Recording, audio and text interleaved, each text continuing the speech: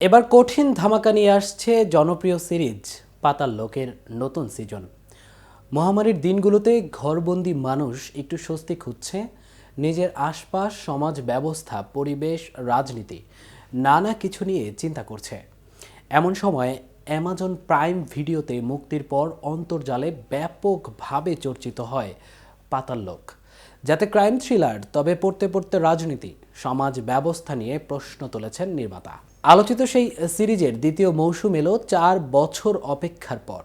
কিন্তু কি আছে জনপ্রিয় এই সিরিজের নতুন সিজনে? দর্শকদের মাঝে কেনই বা এত জল্পনা? চলুন জেনে আসি প্রতিবেদনের বাকি অংশ থেকে।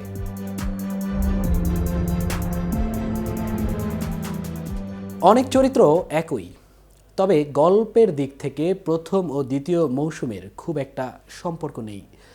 এবারের মৌসুমের প্রেক্ষাপট উত্তর পূর্ব ভারতের নাগাল্যান্ড।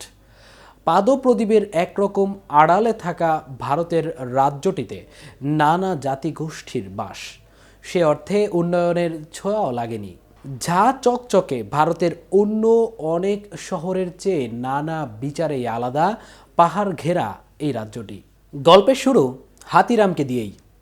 পরিবার ও জীবিকার দ্বন্দ্বে প্রায় অতিষ্ঠ হাতিরামের থানায় হঠাৎ এসে হাজির হন এক নারী, সঙ্গে বছর 5-এর একটি ছেলে।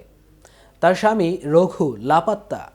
থানার অন্য পুলিশ সদস্যরা পাত্তা না দিলেও হাতিরাম কথা দেন রঘুকে তিনি উদ্ধার করবেন। অন্যদিকে দিল্লিতে হবে নাগাল্যান্ড বিজনেস সামিট, রাজ্যটির উন্নয়নে যা খুবই গুরুত্বপূর্ণ।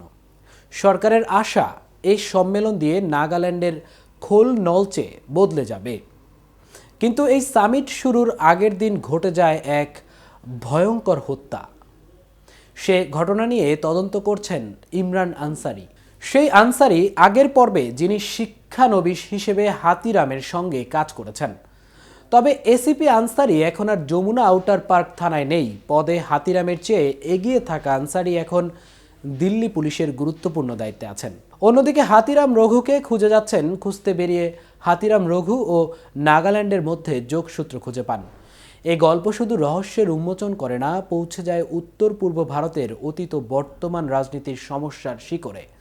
টান টান চিত্রনাট্য, পূর্ব ভারতের নানা প্রেক্ষাপট যথাযথভাবে উপস্থাপনের সঙ্গে পাতাল লোকের বড় সম্পদ এর অভিনয়।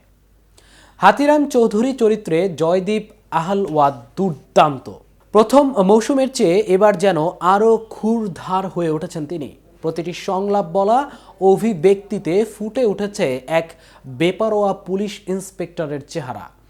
অনেক দৃশ্যে সংলাপ ছিল না, কেবল ছিল অসহায় চাহনি। এখানেও বাজিমাত করেছেন তিনি। সিরিজটি মুক্তির পর অনেক গণমাধ্যমে এসেছে প্রথম মৌসুমের চেয়ে এবার নাকি তিনি 40 গুণ বেশি পারিশ্রমিক পেয়েছেন। সত্যিই পেয়ে থাকলে সেটা অন্যায় কিছু হয়নি, সেটা এই সিরিজ দেখা দর্শক মাত্রই বলবেন। এবারের মৌসুম স্পষ্টই 2 ভাগে বিভক্ত। একটা পর্যায় থেকে এটা হয়ে ওঠে হাতিরামের ব্যক্তিগত প্রতিশোধের গল্প। এখান থেকে সিরিজটি যেমন দুর্দান্ত হয়ে ওঠে, জয়দীপ হয়ে ওঠেন লাজবাব। তিলোত্তমা সোম, ইশোক সিং, ঝন্নু বড়ুয়া, সুদীপ মুখোপাধ্যায় আর উত্তর পূর্ব ভারতের অচেনা শিল্পীরাও দুর্দান্ত। তবে আততীয় চরিত্রে চমকে দিয়েছেন প্রশান্ত তামাং। নাগাল্যান্ডের পুলিশ কর্মকর্তা চরিত্রে তিলোত্তমা দুর্দান্ত। এতক্ষণ সাথে ছিলাম আমি মামুনুর রহমান। কেটিভি শোবিজের সাথে থাকার জন্য ধন্যবাদ।